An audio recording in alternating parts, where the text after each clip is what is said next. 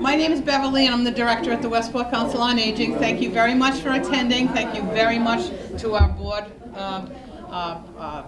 candidates to run for the town. And just to give you a little bit of knowledge about this, this is kind of what happens here. We are so overcrowded. We are so busy. We have, as of 2025, which is this year already, okay, we have over 53% of this town's population of 16,339, 53% are 55 and older.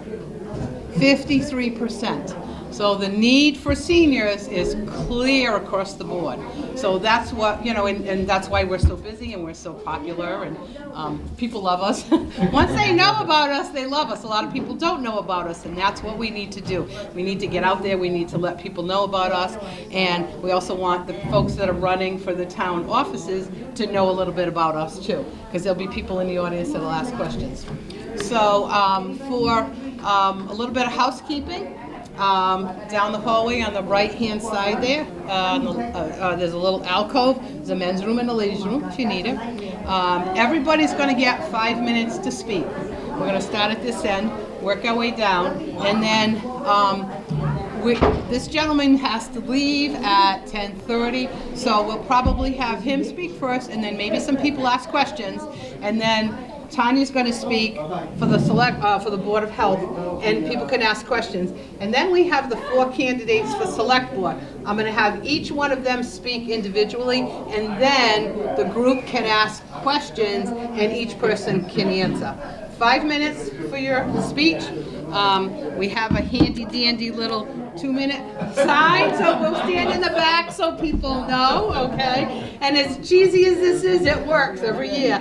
And then we have a little stop sign too, okay? So that people know how we're doing this. So, welcome, and... So I go first. Yeah, and I haven't looked at the name. Oh, Kurt. So Kurt Hayes, thank you for moderating. Because I don't know everybody by name.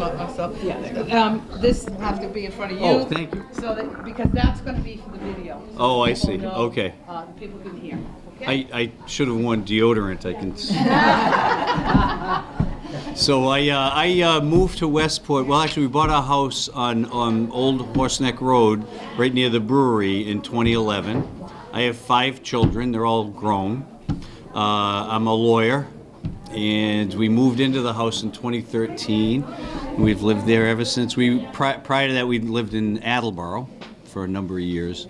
I have served as a parliamentarian for a group called the Providence Community Action Program. It was the largest nonprofit in Rhode Island. I did that for 18 years. I was a prosecutor in Rhode Island also. Now I'm a bar advocate in Massachusetts. I also served as legal counsel and parliamentarian to the Senate Labor Committee in Rhode Island for a number of years. And I wrote a lot of legislation that became law, that passed into law. I have big shoes to fill with Mr. Fours. He's such a great guy, and he's so kind. He met with me this past weekend. We had a nice conversation. He told me what the expectations are and shared some important information with me.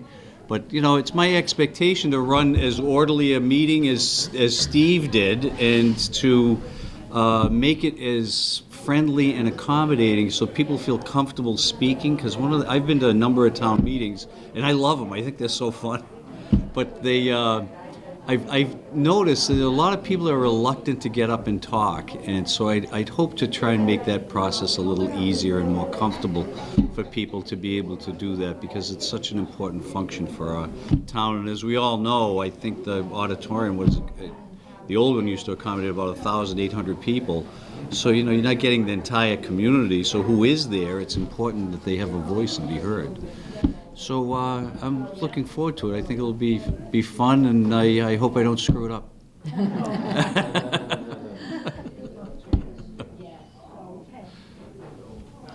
Anybody have any questions? Mr. Hayes? Can I ask a question? Sure. Just tell us why you chose to run. I'm 65 now. My kids are all grown. My practice. I'm a litigator. I do mostly litigation, and I'm starting to slow down from doing complex litigation cases. And I thought this would be a great thing to do and something to give back to the community. So, yeah. I have a question. So my question is, so one of the important roles that a lot of people don't know is the moderator is the appointee for the finance committee. Yes. So I wonder if you can talk a little bit about what you'd be looking for in appointed for the finance. Well, I'd want to have fair representation for all of the important things to the community. So I'd want to, meet with the people that are being selected and make sure that we maintain a diversity of opinions and attitudes as to where they believe finances and money should be spent and how it should be spent. So I'd want to be as fair as Steve, quite honestly. I think he did a great job with that. So, yeah. Thank you. Yeah.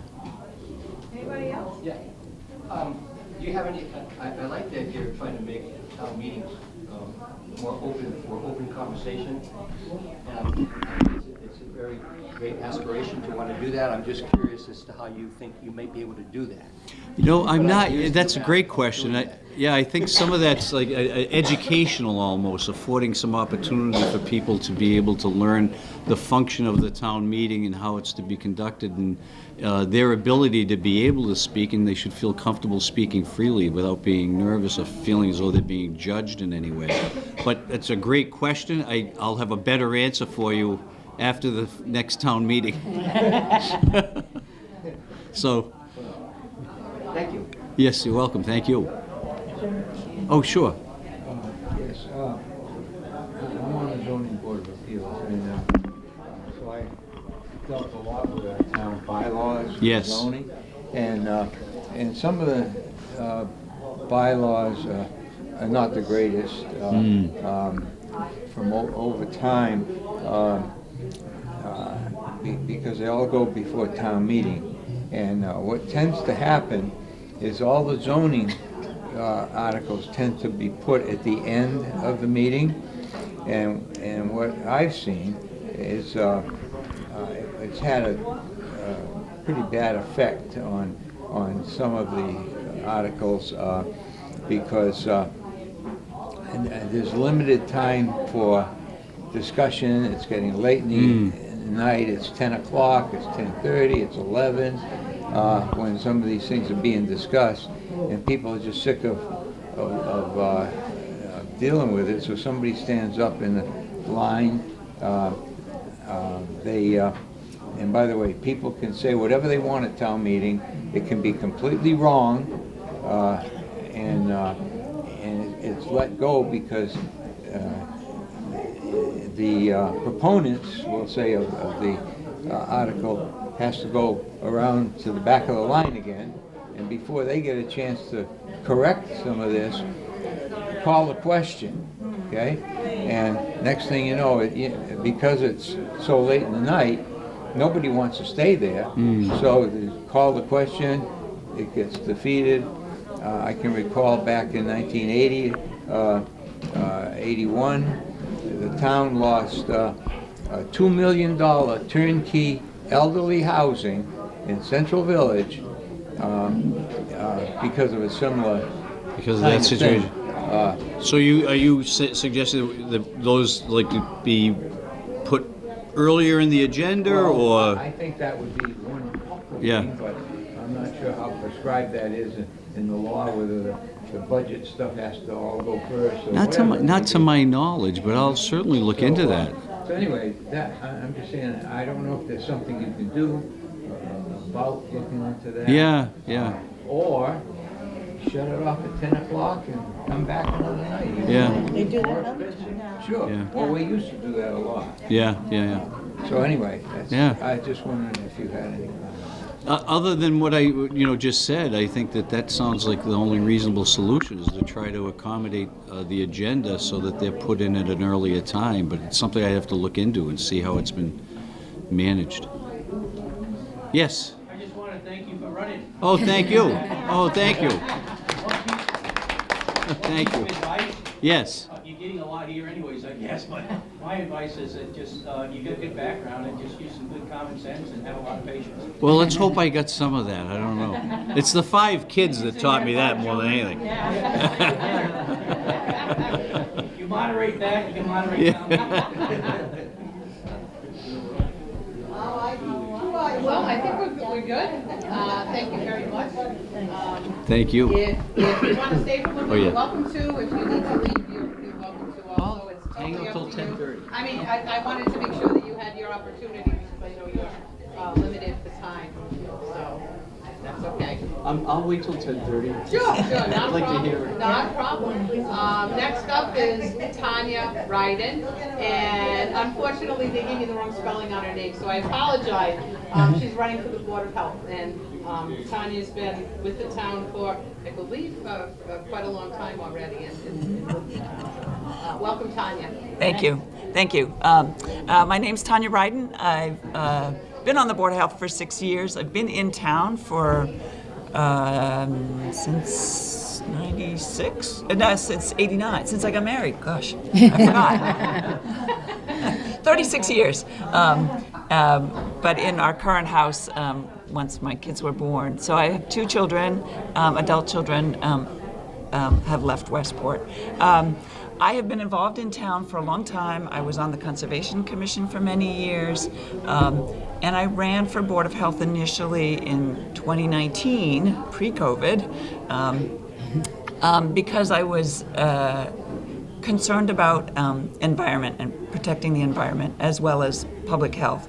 And I've tried in the 6 years that I've been on the board to act with integrity, to show leadership, and try to be inclusive of as many perspectives as possible while focusing on protecting both public health and the environment.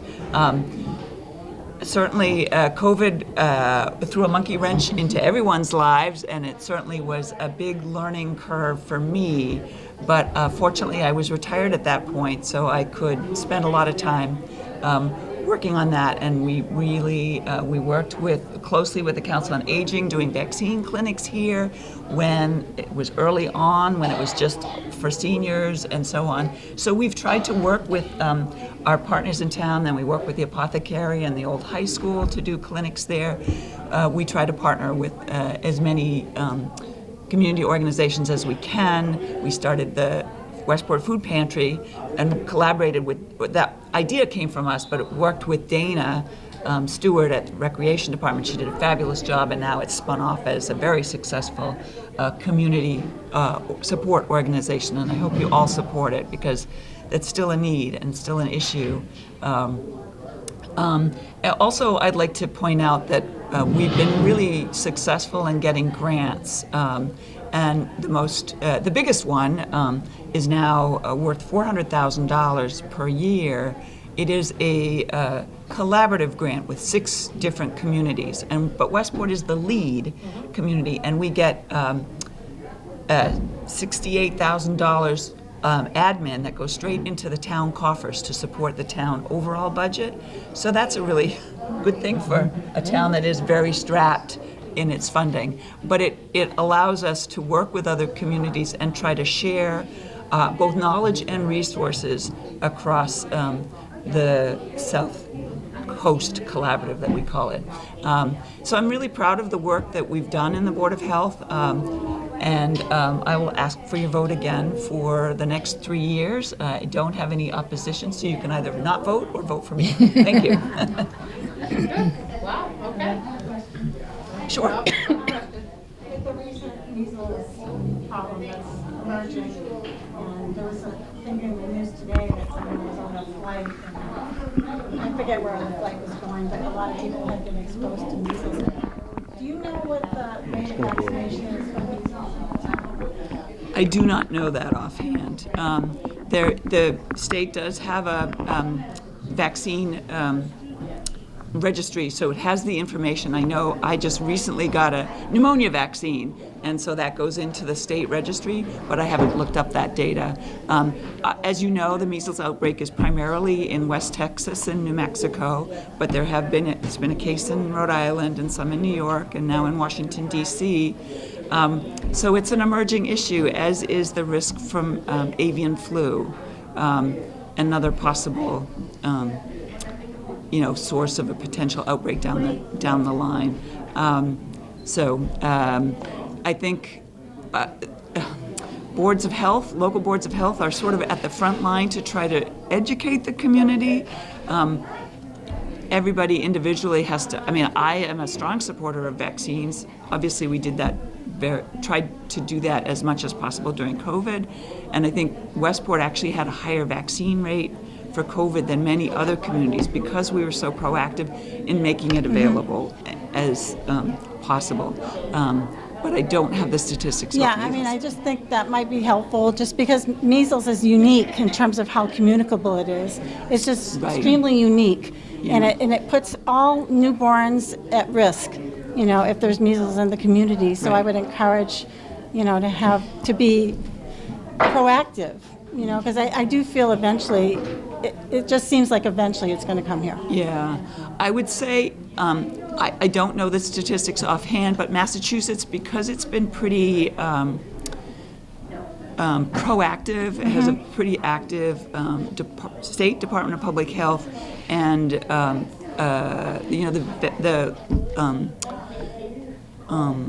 the vaccine requirements for children to enter school. Right. There's not so many exceptions here, so I'm suspecting that that we're at herd immunity in Massachusetts, but I don't know for sure. Yeah, because I don't think a lot of people realize that you need in the 90s to have herd immunity. 95%. Yeah, and I don't think people understand that whole concept that you need that higher level to have herd immunity, in a community.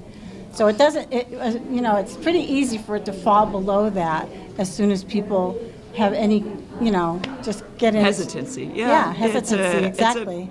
It's an environment that's more challenging for for all public health. And many of us probably had measles. I had measles. I was very sick from measles. So, I just think younger people don't understand how bad the measles used to be. Yeah. All those childhood diseases that we forget about, polio and many others, and they're making a resurgence. I'll just quick side point. One of the things I'm also proud of in my terms on the Board of Health is trying to do more public education and outreach. We now have a monthly column in Shorelines, and that may be a topic that we should address in the near future. That's great. Great. Thank you for bringing that up.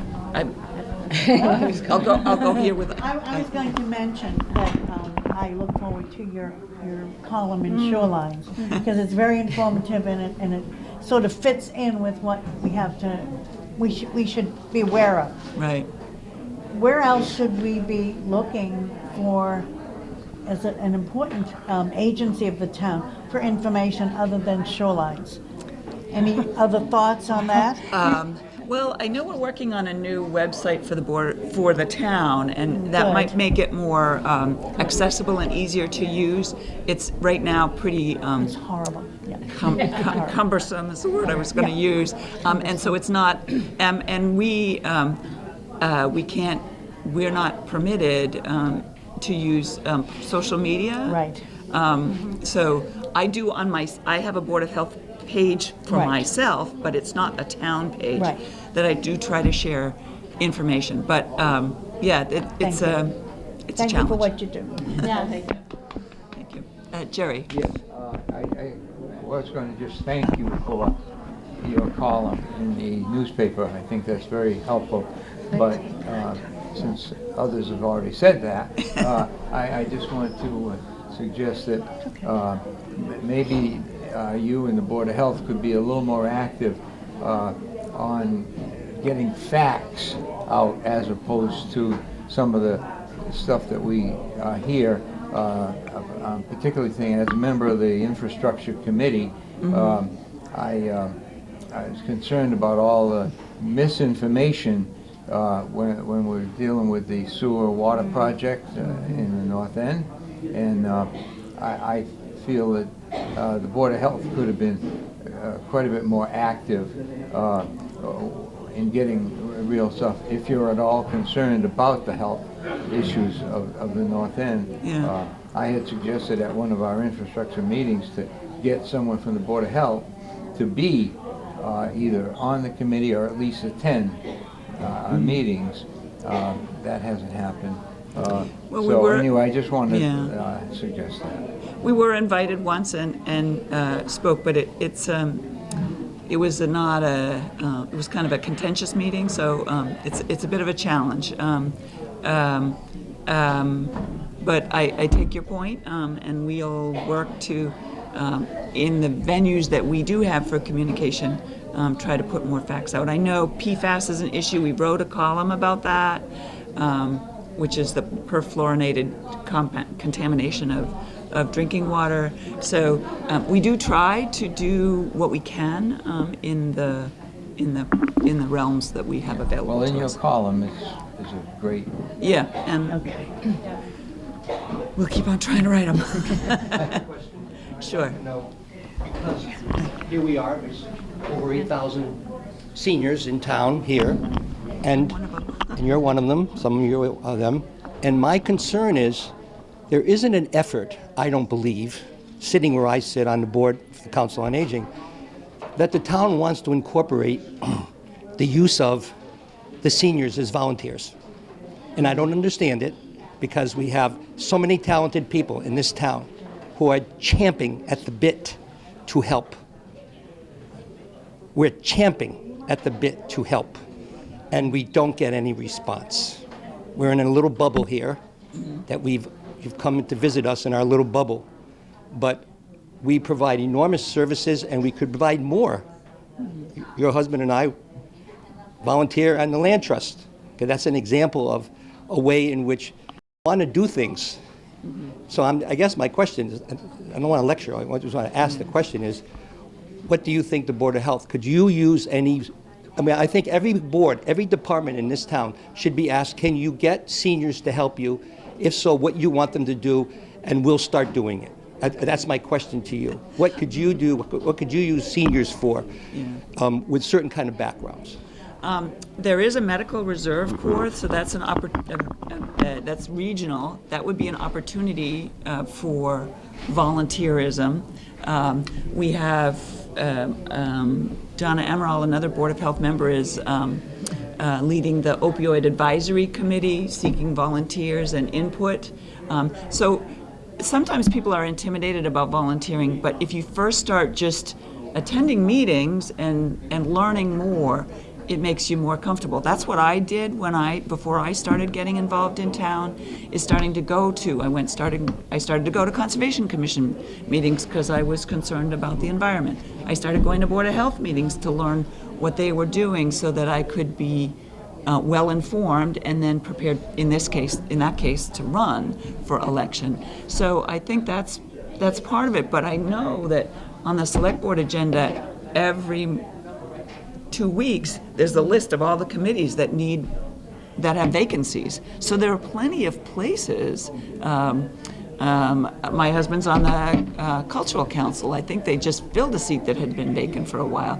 It's there. So maybe one thing would be to have kind of a volunteer information forum where we could talk about all the committees that have vacancies come and sort of like a health fair, do a volunteer fair. Here's opportunities. But I will say the other side of it is, especially in the Board of Health arena, it's important to be either trained or have the relevant expertise, because there's already enough misinformation often that gets around. Speaking from experience in other capacities in the past, managing volunteers takes a lot of time. The staff in the town is very thinly spread as it is. So to then have to, for instance, the Board of Health, we've looked at the possibility of getting sometimes like degree candidates for public health or something, but the time to train and supervise, the staff in the office don't have the time to manage that. So it is a challenge. I guess I would suggest maybe the next 4 people, maybe the town needs to designate a volunteer subcommittee, because I think if you spend any time with the land trust, it's well-run, well-oiled machine. You know where you're going, what you're going to do, when you're going to be, and what kind of things, what kind of clothes you wear. It's very, very proactive. And I understand your notion about how thinly structured the system is. That's just the point. It's just the point. So in some ways, maybe the town board, select board needs to designate a subcommittee of people where they're going to have a volunteer program, that there's going to be all the things that the land trust would do for the town. I mean, if the land trust can do it, I don't know why personally the town can't do it, because we want to help.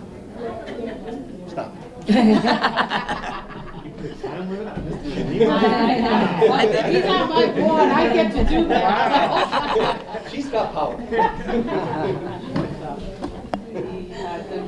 Yeah, let's do it real quick, because I want to give you time, because I don't have any competition, but I'm happy to hang around after. If you have individual questions, maybe we could do it that way. But go ahead. Thank you. So I wasn't going to ask the question originally, but just as I thought about it, you actually brought it up. And I thought to myself, health fairs, and I'm sure you guys have probably put some, in the year.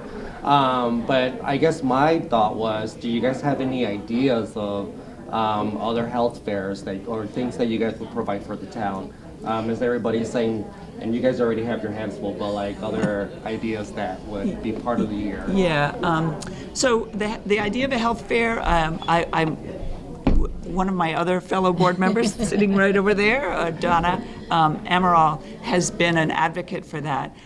We've looked at it in terms of our collaborative grant, but we haven't been able to pull that off yet. It's not inexpensive because you have to have the space and the resources and pull all the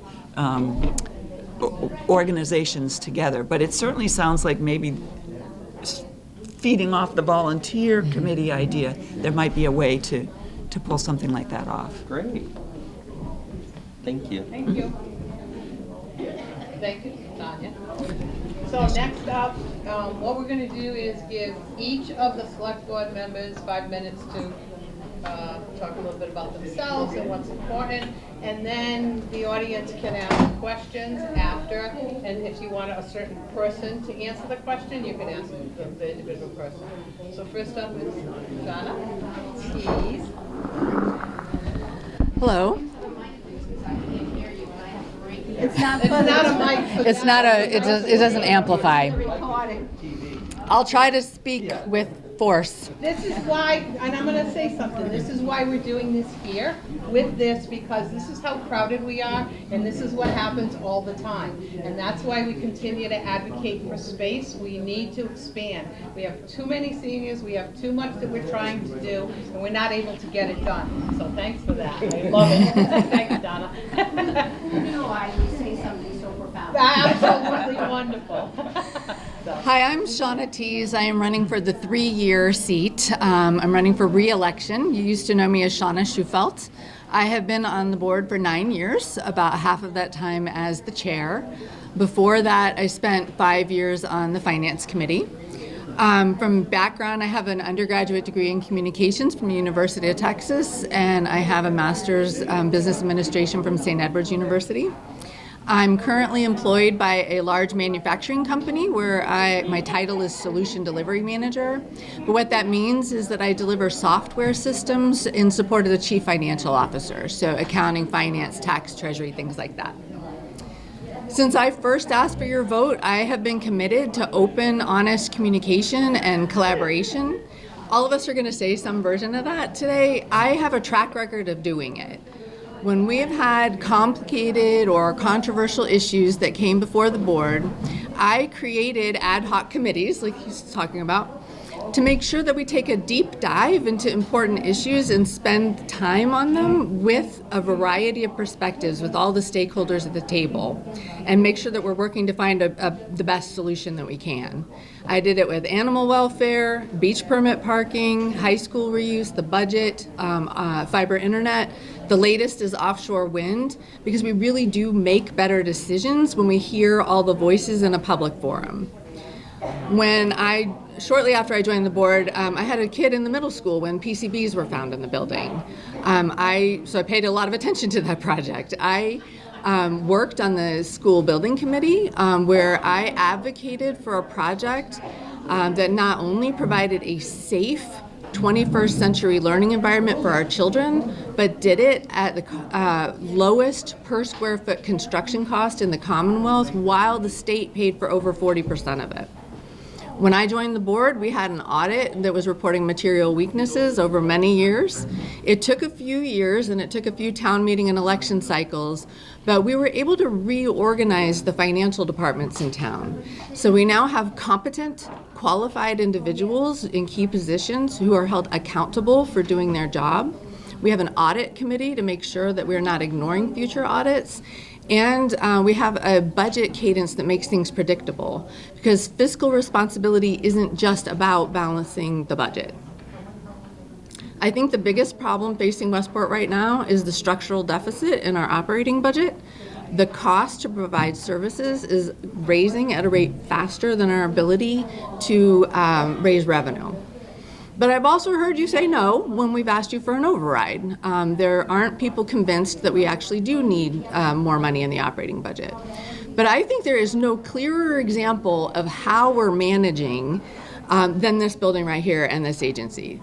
The Council on Aging, you're serving over 8,000 citizens here in this space. You have the way that we've been balancing the budget is we're not paying Beverly what she's worth. There's no way you could pay Beverly what she's worth, but we're certainly not. We're not giving her enough staff to do the job. We are not giving her a facility that is maintained properly and the space to do her job. She is not only relying on grants, and she is a prolific grant writer. We're very lucky to have her in that regard. But we've forced the Council on Aging to spend down their gift accounts and rely on grants. I worry a lot about how sustainable that is if we don't do something about the operating budget. I think the Council on Aging does a phenomenal job of working cross departments. You work really closely with the Veteran Service Office. We work with the school department. When we had COVID people come in, you made available your services for food assistance and applying for different programs. You find resources for seniors. If we're going to keep seniors in town, we need more of tax preparation, IT help. I would love to see a bigger supportive day program here. I think just social programming here. And really, I think David's going to beat me over the head until it happens. But you're relying on volunteers. You're relying on volunteers and private donations. And I think it's phenomenal that we have people that are willing to do that. But I also think it's a shame that the town is not supporting that. So there's a lot of work to be done here in town. I'd like to keep working with you to keep on doing it. So I'm asking for your vote on April 8th. Thank you. I know, I have a timer. So, yep, next up is Keith Dias, select board also. He has to sign in. I tried. I know, right? Don't worry, I have my It's not cooperating. Do a fold in it like this. There we go. How about we? Try. Doesn't want to stay. All right, here we go. Hello, everybody. Good morning. My name is Keith Dias, and I am running for the 3-year term on the select board. So I am Shauna here, challenger in this election. So a little bit about myself real quick. I am a Westporter through and through, as I've been telling everybody. I was raised here in town. I've spent pretty much my whole life here in town. aside from the 14 or 15 years I had moved away and lived in Los Angeles, California in pursuit of my professional endeavors, out there I worked for some big entertainment corporations. I worked in marketing, public relations, business to business, and community relations. So that's my professional background there. Life brought me back to Massachusetts because, like I said, Westport's always been my hometown. It's my roots. All my family is here, and so life brought me back here in 2008, and I've been living here ever since, and this is the place that I've always called home and want to grow old myself. I now own a shop here in Westport. I'm a small business owner. I run the Cat and Raven, which is a holistic and wellness center on Main Road in Central Village. And as I tell people, I'm actually proud of my business. To some people, it seems like a fringe thing, but I'm proud of what we do and the work that we do and what we do for the community. We've supported the Westport Food Pantry in efforts. We've put on some festivals here in town, including the first ever Gay Pride Fest. I have an ability of being able to bring people together. And so the main question that always seems to come back is, why did I decide to run for Select Board? And to be honest with you, the reason I decided to run was because I wanted to bring positive, impactful change to our town. I want to bring further unity to our town. And while I do think budget and fiscal stability is definitely an issue in town, I also think it's underplayed how big of an issue we have in town with division in communication. And it's a certain subject that people tend not to want to talk about, or they bury their heads in the sand and hope it'll go away. But again, I lived here my whole life in town. It's never gone away. I think we need to address it head on and find ways to bring our community back together. And that's one of the reasons why I'm running. I'm very much a community person, running fairs and festivals. I'm good at working with volunteers, getting volunteers on board to help us make that happen. I want to bring my expertise and my efforts to the town to make improvements. Some of the things I'm campaigning for are further accountability and transparency within the town, better fiscal responsibility. I've been advocating for such things as a full-time grant writer for the town, a chamber of commerce for the town that can create synergy between our town and our businesses, because I think we need to do a better job of supporting our seniors and our aging population, and I also think we need to do a better job of supporting our businesses here in town. They are part of the lifeblood of the town. It brings people to town, so I think we need to do a better job of supporting them. I also want to thank Beverly and everybody here at the Council on Aging for having us all out. You guys do an amazing job here, absolutely a total need for it. And if I get a chance to represent everyone here on the Select Board, you absolutely know that you will be one of my focal points. We do have a big aging population. My mom is among them. It's important that we support the people in this town. Like I said, the aging population, the small business owners, they need our support, and we need to be able to be there to support them. The Council on Aging here has recently been recognized as one of the best services in Massachusetts amongst all the community. So again, I want to give them all a round of applause, because with the little bit of staff that they have, they're doing awesome.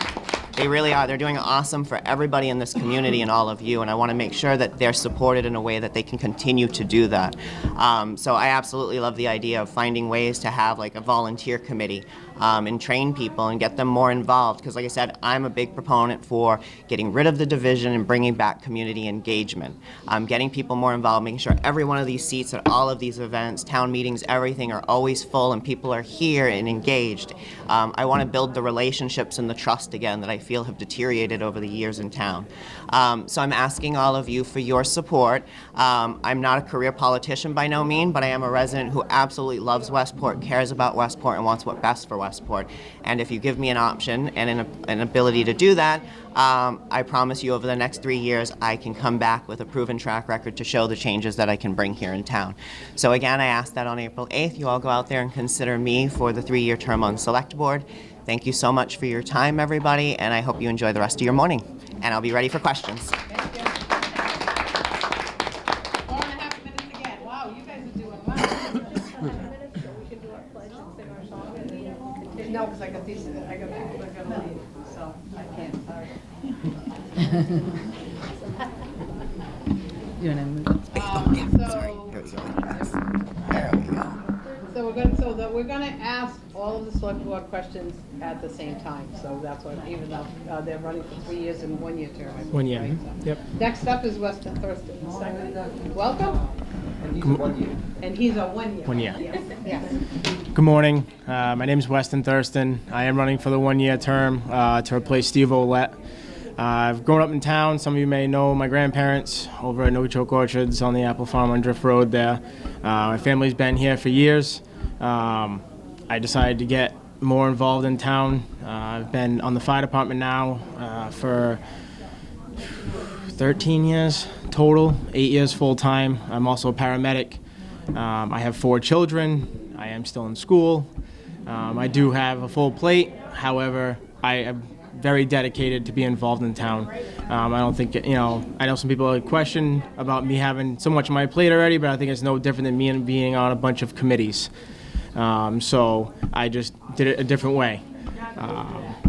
I look forward to working in town as far as helping. More so, my kind of key points are financial responsibility, as some of the others stated, but as Beverly pointed out, we have an aging population in town, and it's just going to keep growing. So we need to be supportive in that. While I've been on the fire department, I've partaked in the vaccine administrations. I've worked closely with doing that stuff. I've also helped out with our CARES program. We work closely with the Council on Aging with that. I recommend people on calls all the time to come here.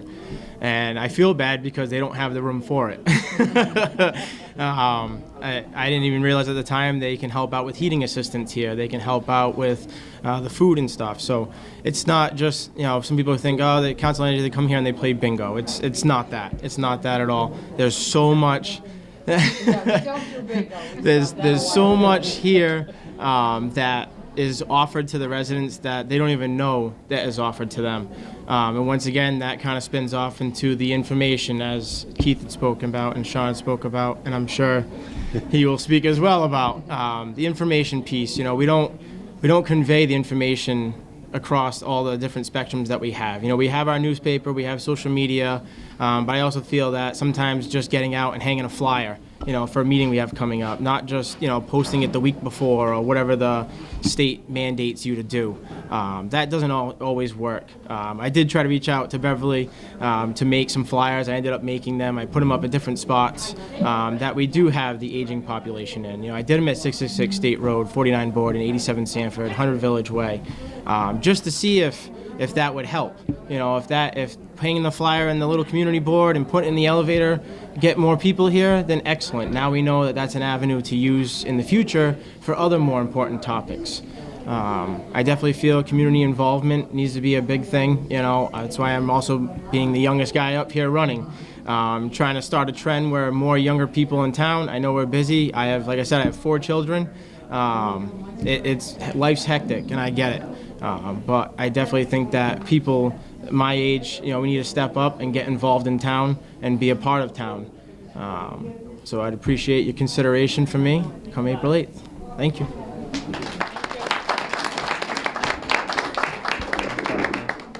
So far, Keith's got the record. Weston's got the record. For the shortest? Yeah, that's about normal for me. I don't like to talk about But don't worry, you'll be all answering it. questions. That's fine with me. So- I'd rather answer questions. Yeah. Next up is Jacob McGuigan. McGuigan. Sorry, I wanted to make sure I said that right. That's okay. I get it all different ways, so it's not a big deal. Appreciate it. I appreciate the Council of Aging inviting us here for this candidates forum today. My name is Jake McGuigan. I'm running for the one-year seat against Wes. First and foremost, I think everyone up here, at least the 3 of us, should be congratulated taking the step to jump into the political arena, especially in local politics. It's not the easiest, and it's also concerning to me from a candidates forum that we had last night when you had about 40 people show up for that. Right? We keep talking about. Oh, all right. Okay. but the Offshore Wind Advisory Committee had about 120. So, but I think that is the concern that we're trying to address for all candidates up here. And like Wes had mentioned, I think getting more people involved, seeing the situation that you have here, the constraints you have here, because every year we hear about the budget and where a service is going to get cut, where are they. but they don't realize that you're already operating on a shoestring budget here, and you have a facility that is far outgrown, your capacity. So I think that's a very, very important, topic that needs to continue to be considered and have people engaged in that. So a little bit about my background. I'm a lifelong resident of Westport. I currently serve as a managing director of state affairs for National Trade Association. I oversee lobbying across the whole country. I have 6 full-time employees that report to me. I have 25 contract lobbyists across the country. I spend a lot of time in state capitals. I will be leaving here right after this and heading to Providence, so I have some meetings this afternoon in Providence. Prior to that, I actually worked for, my real foray into politics was for Governor Donald Carcieri in Rhode Island. I was his economic policy advisor. I also oversaw Department of Administration, Department of Business Regulation, and even the Department of Corrections, which I jokingly said last night, realized I didn't want to go there anytime soon. So prior to that, I was in the finance industry, working for a company called SEI Investments, basically creating retirement plans, 401k plans, defined benefit plans for companies. And prior to that, I was got my undergraduate at the University of Notre Dame and then my master's degree at the University of Florida. Getting involved here in town goes back to about 8 years ago. I moved back to town after living in Connecticut and allowing to be working remotely. I moved back to Westport, and timing happens for a reason. I ended up taking over and working on my family business, Baker's Beach. My father passed away about 4 years ago, and decided that things happen for a reason. That's why I'm here. So I also managing a small business here in town. Became a member of Westport Conservation because obviously there are issues that overlap with the beachfront property. I also joined Westport Business to Business at the time. Mr. Vieira here in the crowd was fully supportive and helped me through kind of getting and moving the business and understanding and navigating some of the issues here in town. And from that, I now sit on the Climate Resiliency Committee as well as the Offshore Wind Advisory Committee. I'm the chair of that, and that was set up by Shauna. And I think that is an opportunity. These committees are opportunities for people to engage, to discuss.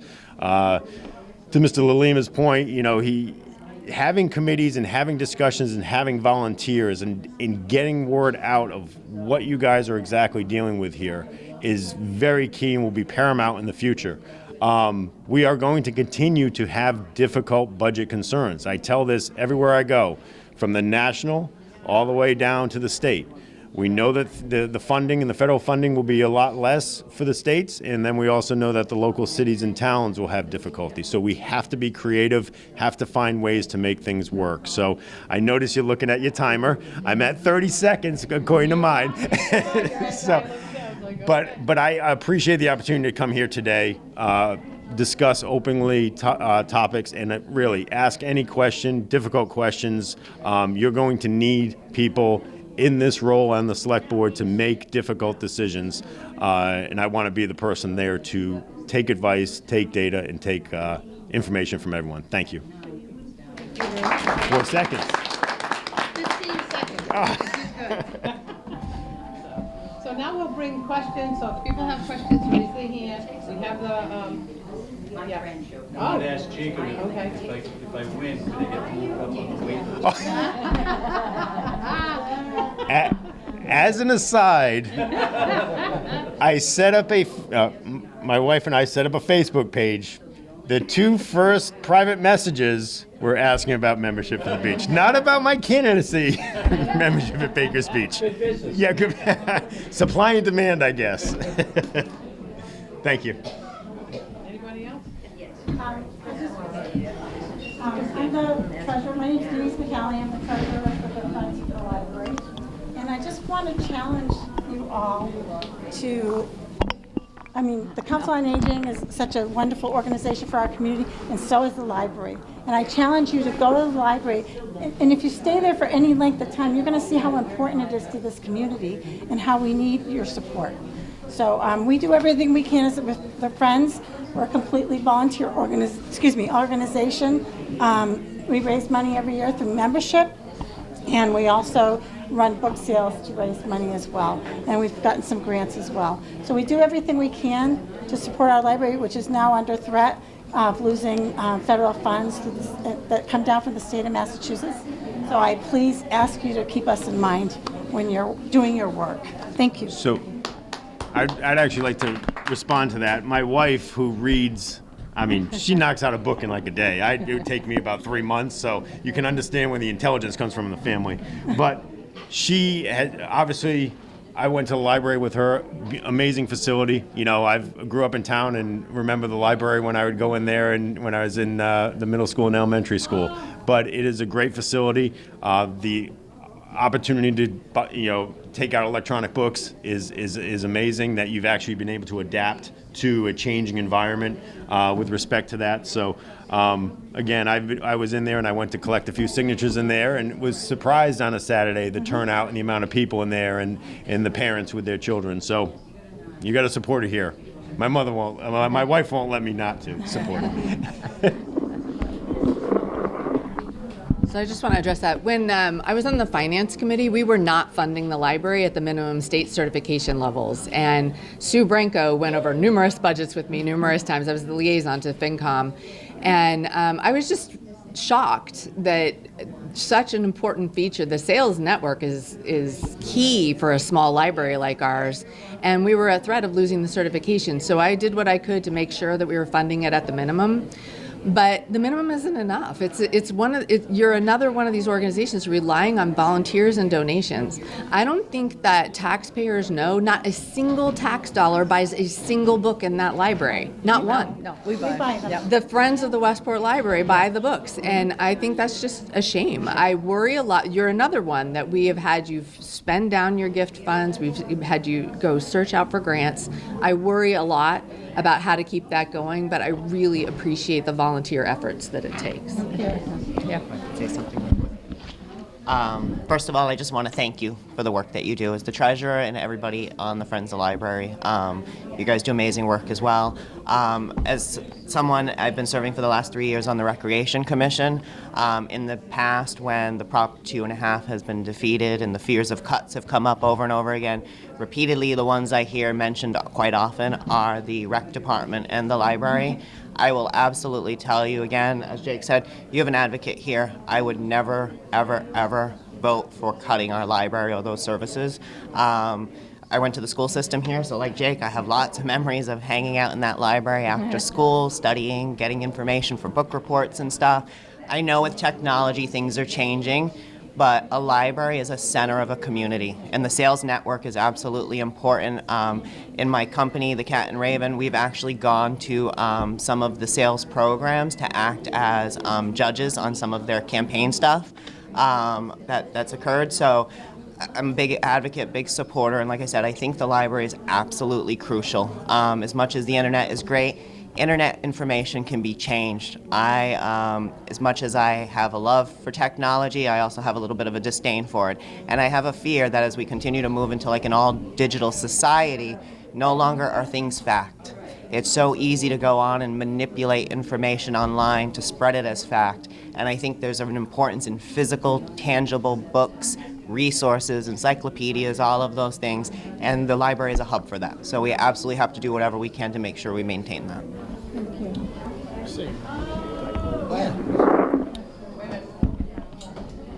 I'll be quick, I promise. I just want to say that not only is the library, as everybody else kind of stated, that it's just, for books. You guys also do some stuff with the Historical Society and different things like that.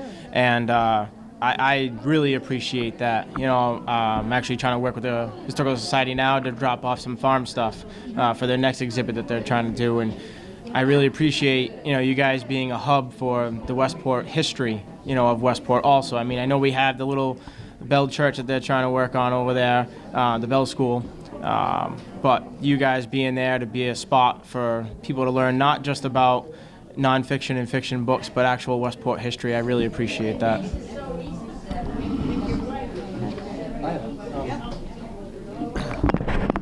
I'm wondering, if there's a way in which we can have, I sense that there's not a transfer of information among all the departments in the town. And I'll give you an example. For pickleball, I inherited the title of trying to find pickleball courts in the town. And there was only one that was over at the Coxa Club, so there was not a public place. And without trying to embarrass anyone, I just want to say that there was a blind side for seniors in this town about pickleball until I got myself involved. And we're still in a blind side about pickleball. And the reason I raise this is that here you have this cohort, huge cohort of people wanting to do things. And yet it doesn't seem like the rec department gets it, that there's a huge cohort in this town looking for things to do to keep themselves active. And yet, so my question is, because I think the way the boards are framed, that I don't know where information, when you're not making decisions, when you're not sitting at a board meeting making a decision, what information that is in the sense of all the department heads, are they meeting every month? Are they sharing information? Are they telling people what's going on? Because I don't find it as problem solving. I find it as dead ends. I don't mean to be critical. I think it's something we have to figure out. If you're a manager, how do you take all these department heads, which I think they're so thinly stretched that they don't have any time other than the crisis, and everything else falls by the wayside, and the loudest, persistent, angry voice may get something. That is not how government should function. That isn't how business, it's not how a family should function. It's just not how it should function. I don't know the answer. You're the potential leaders. And lastly, I would make a suggestion that maybe at the board meetings, the select board meetings, you might have a section, either before or after, comments. Don't have to be on an agenda. You don't have to, like 2 weeks ahead of time. So people can come in and tell them what's on their mind without having to be an agenda item that has to be framed. So there's no voice for, if I walk in and say, the pickleballs suck in this town, okay? Can you help me? Why does it have to be an agenda item? I mean, it just seems like it's too structured for people to I mean, I know it's limited time, but if you want more people engaged in the process, I think, then select board meetings have to accommodate a little more. It doesn't have to be a lot. It could be 5 minutes. Just a suggestion. I get it. I'm sorry. Whoever wants to go first, I definitely want to. We'll pass it down, yeah. As we all know. Appreciate the question, and obviously I'm not presently on the select board, and hopefully will for the 1-year term, but I have noticed in town a lot of information is siloed, right? Can we break down those silos? And I'm just going to use an example. I brought it up last night in the candidates forum. Again, the water and sewer is a contentious issue in this town between the north and south. But we have a situation now where people's neighborhoods are getting completely ripped up, destroyed. They don't know how to get to their homes. The aging population here do not know how to get to CVS for their medicines on a daily basis. So explain to me why if you go to the Town of Westport main page, there isn't anything about this project on there. There should be every single day an update telling people this is where the construction will be, this is where it's going to be done, this is the detour to get to your places. And that is a large-scale project. So your concern about siloed information dealing with pickleball, right, is a lot less on a priority scale than a complete infrastructure project. So I agree with you completely. My goal, I have no hidden agenda here. As a select board member, I want to take input from the residents. I want input from everybody, from the north end, from the south end, to break down any of that and then bring that to the forefront. Whatever issue we're dealing with, because I think there needs to be more of that. Right now, people have their agendas, their priorities, and that doesn't necessarily gel well with everyone in this community. So that's, I point to that water and sewer, and the only other thing on that water and sewer is people continue to say, we voted it down 60-40, right? It was a 60-40 vote. And then they see the streets ripped up. Now, the messaging on that could simply be, this was a federal grant, this was not what you voted on, but people aren't told that. So they said, we voted this down, why is this happening? And that's the concern, that there needs to be better messaging from top to bottom. So I agree with you 100%, and I would love to do anything I can to try to fix that if I get on the select board. Thank you. Oh, I do Sean. All right. So first of all, I'd like to echo Jake's sentiments here. As I've said, I absolutely think there's a communication problem in town. That's been one of my key points on my candidacy, is I want to improve communication and community engagement. And everyone keeps coming at me, telling me there's really not a big communication problem. But here you all sit, pointing out that there is a communication problem. I see it over and over and over again. Misinformation, no communication, lack of clarity and transparency. We need to do a better job. There's absolutely no doubt about that. I live on the north end. My business is here on the south end. So as I said, I have no ulterior motives. I have no agenda either. My only agenda is Westport and improving Westport and bringing our community together. I'm tired of the north and the south divide. I am tired of the left and the right divide. We're all part of the same bird. I said this yesterday. Left wing, right wing, same bird. That bird is Westport, and I want Westport to move forward, find positive, impactful progress. And in order to do that, we have to collaborate and work together as a community. So information absolutely has to be better. So like a project like Jake said, the water sewer project, obviously is huge in comparisons to pickleball, but no project is too big or too small. Now, as somebody who sits on the Recreation Commission, I will tell you, I can't tell you how many conversations we've had about pickleball. Numerous. So please know that your concerns with that aren't going on deaf ears. Dana is amazing as the recreation director. And I don't say that just because I'm on the Recreation Commission. Her incredible work is the reason I joined the Recreation Commission. Her incredible work in town with providing recreation programs for the entire community of all ages, and her ability to get things going with the food pantry. She's an asset to this town just as Beverly is. And I'm a big supporter, so like I said, I joined the Recreation Commission because of Dana's work. We've had numerous conversations about pickleball. I will say there are some courts that are in progress. I believe the schools, things like that people will have access to. Things are being worked on. The Annex Park just got renovated. Now we're working on the park on the north end, which I, again, advocated for from the very beginning. When the town was about to announce the Annex Park, I said, if you announce that park and don't talk about plans for the north end, everyone's coming for you. That is a bad idea. That North End Park is falling apart.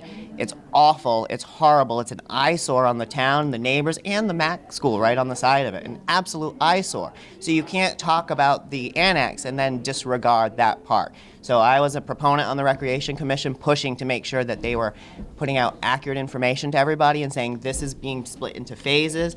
This is how we're doing it. So again, we can start to build and earn the trust of the town back. While that North End Park is being renovated, they are taking ideas as far as how to further elaborate and expand that park. And I know pickleball, again, is a topic there. So I would invite you to just keep bringing the information up. The Recreation Commission meets once a month. It's always open to the public. So you are more than welcome to come out to those meetings and join and talk. Sure. The renovation of the annex, just so you know, costs nothing. Absolutely, I know that. I'm the one that scraped the paint off the floor, and I'm the one who bought the tape to put the tape on the floor with Dana. Okay? Well, thank you for that. Just saying. No. Just saying. And that was because we had no other place to go.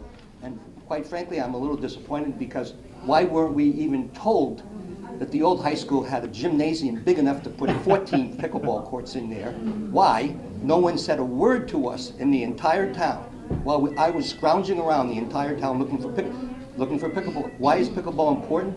I don't even play pickleball. What's important about it is people want it. Is that people... They want it, yes. They want exercise, they want socialization, they want to get out. And if we're not meeting those same needs in our town, okay, then we're not doing our job as a government. Yep, I agree. And again, thank you, because I have been I've been a big advocate for the parks and making sure that people understand that not a dollar of that came out of their tax money.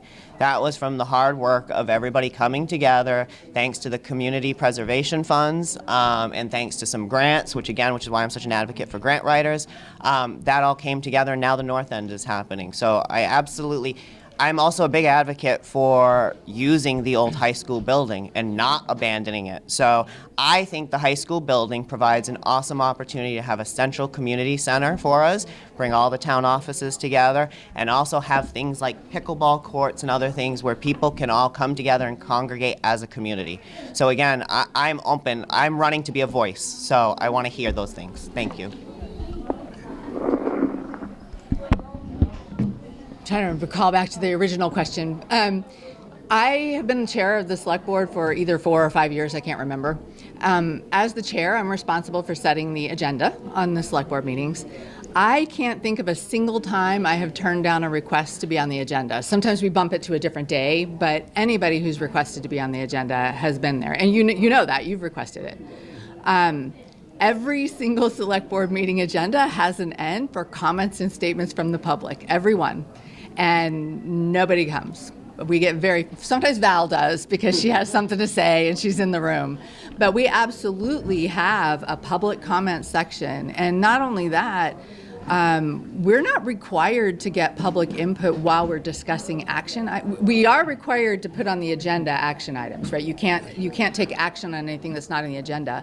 But we're not required to take public comment unless it's a public hearing. But we do. I listen to people in the audience. We only kind of limit it if there's like too many people in the room, it's going to throw things off. So I think that people don't understand how to get on the select board agenda. I think that televising and live streaming our meetings is a really good thing, but I also think it intimidates people. There are people who don't want, are very uncomfortable public speaking, right? I think that I know there are problems with the town website, but when I got on the board, there wasn't really a town website at all. And we did get funding to upgrade, and that's in process now. But the problem is that I'm assuming Beverly's one, but Carol Freitas is another one like Beverly. Like we would be in big trouble if we lost Carol Freitas or Beverly. And Carol, I know, is doing a lot of work to try to move the content over. I work in IT, right? I work in software. Content management is tricky. It's really tricky. And we have we have a software that the one we have is really old, which is why it seems like it doesn't work well. But you're asking, I believe we should put more content on there. I think this is actually a place where volunteers would probably help a lot. The cemetery website is another one. Volunteers created that, and we're trying to incorporate that into the town site. But our resources are so strapped to ask them to learn another program, to learn how to upgrade a program, to take on a new responsibility. It's hard. They're already doing a lot. So that the content management on the website, I think, is going to be super important. That's a great opportunity for volunteers. But when you have a really robust social media platform, really robust website, content requires somebody to manage it. And we are running on shoestrings. So that I've done what I can to make sure that meetings are televised, they're available to the public. We're looking at how do we make remote participation more of a thing.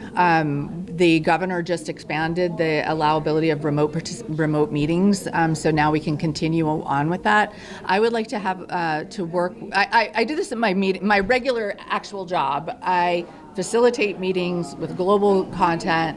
We manage the agenda. We have the conversations. We record it. We take notes. We do that all remotely with content. It's possible to do that in town too, but again, you have to train people to do it. You have to make sure that you have the right equipment. I think that's another doable thing that we can make that available. And I think lastly, people don't really understand how to engage with the government, right? Another thing that I see people complain on Facebook or social media a lot. Almost never have I gotten a phone call or an email. Almost never. Like a couple of you, because you guys are the ones moving and shaking and beating the bushes, right?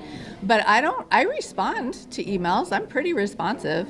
And almost nobody approaches us. Almost nobody, people say, oh, you must be really busy. No, I don't get that much engagement from people. So one of the things I would like to do, I try to go out into the community and be at the events and go to the programs, and I think that's really important. But yeah, we have opportunity there.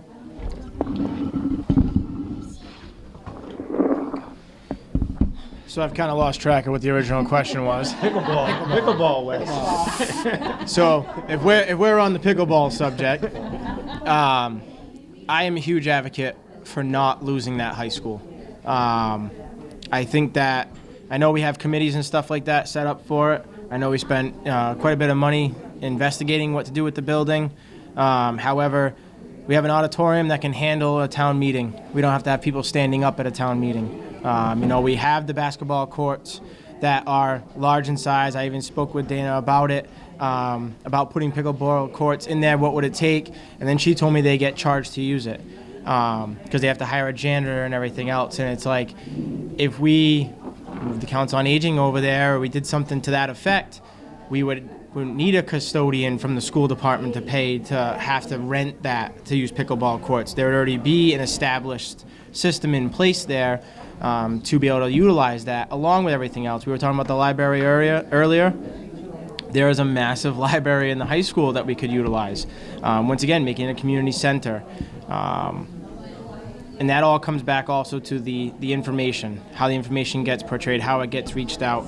Kind of like as Shauna was saying before about, people not emailing and reaching out to her and stuff. That's definitely a big thing. I mean, I had someone, I'm not even on the select board yet, and I had someone reach out to me. I live on Osborne Street in the heart of the destruction of town, as you could say, which I kind of enjoy it because people slow down. It's actually nice. And I didn't even realize until someone near me pointed it out, we don't even have a flashing school light on Osborne Street for the school. We have one little sign that's on the corner, which people fly up and down Osborne Street, and there's a school right there. There's kids playing on a playground and everything else. And there's no flashing light. So I got asked about it. I went online, I looked. I found out that there is a walk-ride grant program that as long as the school department participates in, we can get money from the state to put lights in. I reached out to the department head at the school, and that's something that's in the works now to try to figure out and get it done. I'd like to get it done before they repave the road so we don't have another, obstruction in the road again, tear it up again after we just fixed it. Try to do stuff in correct phases and not play catch up. I'm kind of tired of us saying no to stuff and then we pay for it 10 years later and at a cost of, $50 million more. I like to try to prohibit that if we can. Anybody else? I'm a 50-year resident of Westport. 10 years, a good part of my life. And I'm in the northern part near the Macumber School on Gifford Road. And you can see a lot of building going on. This town has expanded since 1974. When I moved in here, population was maybe 5,000 people. We've tripled, but budget-wise, we haven't. I see McMansions going up all over the place. The farmland all on Gifford Road is completely used up now. You see it everywhere else in Westport, too. That puts even more impact on the budget of this town, but there's no stop on building. My question to you is, when does Westport become too full and you have to stop? So I guess I'll take the first whack at that. You're right, Westport has gotten excessively developed. There's a lot of houses being built. I know right where you're talking about. There's been 2 or 3 houses that popped up out of nowhere, and there was a beautiful, nice old stone structure that got ripped down for a mansion, and to me, it was like, I'd like to know what that structure was at one point. Was it an old farm? What was it, we have a cemetery that's not too far from there. Maybe they were part of that, We have a issue in town where we're 9% commercial and 91% residential. So every time we build these new houses in town, it gives us $5,000, $6,000, whatever, towards our fund. That's not really helping us when you have someone as myself who has 4 children now that go to school. You know, if God forbid one of my children was special needs and needed to have those extra services, now that's more money out of the budget. So when we have things like that, we have to take that into consideration for all this development in town. I'm really not sure how to curve that. I wish we could. I remember, you know, the old saying, we used to have more cows than people in town, and now, you know, there's like 3 dairy farms on town. You know, so I am big into trying to curve that. I don't know how to go about it. I don't know if it's zoning or if it's planning board. I don't know what avenues to take on it, but I would definitely love to find a way that we could do that. Well, you have to also protect the conservation areas too. And that's the biggest thing is, I said it last night, you know, we can't fault the farmers for selling their land because that's their retirement. You know, that's their 401k, and that's like me telling you can't use your retirement plan. That's theirs. So finding a way through grant writing, have someone that oversees all these other individual grant writers to help them. Hey, look, there's this, you know, through MDAR. You know, that's the Massachusetts Department of Agricultural Resources. They're out of Taunton. I work with them a lot with my grandparents' farm to try to get grants and stuff. Maybe there's extra grants so we can buy that land at a town expense, but then once again, that's going to come back on our backs as town owners. So I have said before, because I'm not going to lie, I'm not going to say I'm not for a 2.5 ride, and then next year I am. I am for it until we figure out another way that we can't do it. I'd love to deep dive into our finances and find extra money so we can do this on our own.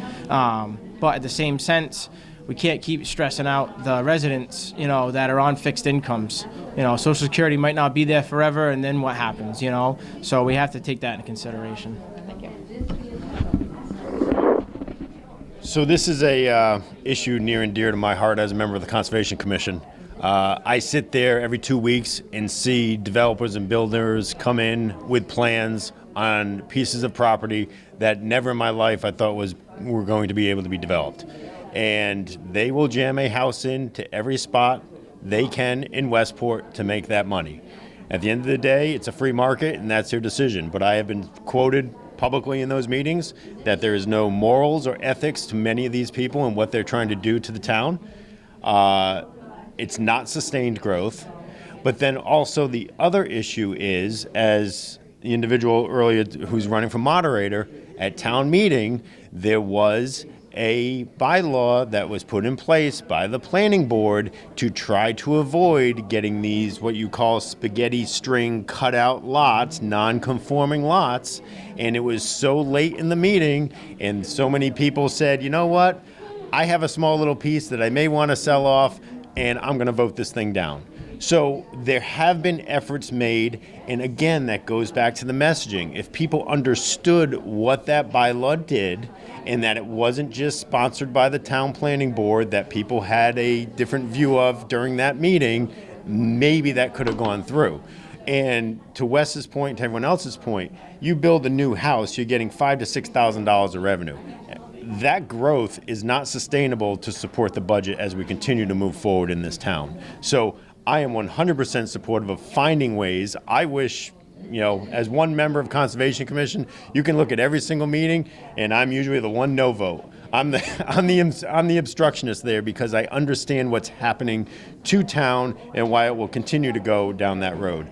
And to your point, being on Gifford Road and what we talked about, the playground, I want to make sure that the management is done accordingly. Let's not fix the playground and then 3 or 4 years now use it for another staging area to do more water and sewer in the north end. That's the problem. It's a cat chasing the tail going, oh, let's do this, but then all of a sudden it's going to cost us more money in the long run because we're going to use it and destroy it in the first place. Same thing with the school. It was well-intentioned to build a new school, but there was no plan in place to do that building, and we're sitting here 3 or 4 years later with the building still mothballed and no positive ideas of what to do. And this facility right here should be over there. We should be using the high school, but again, that will come at a cost.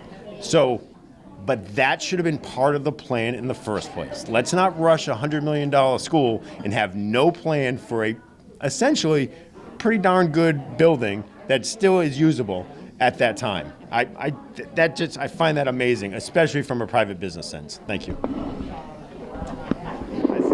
trying to give everybody like 3 minutes to answer. All right, so to answer your question, again, being a resident on the North End, I can't tell you how disheartened I am at seeing how quickly developers are trying to build up our side of the community. And again, this further adds to the divide because people on the North End feel like, well, everybody on the South End has got their space, but we're getting like impeded on, like the water and sewer project that everybody voted down.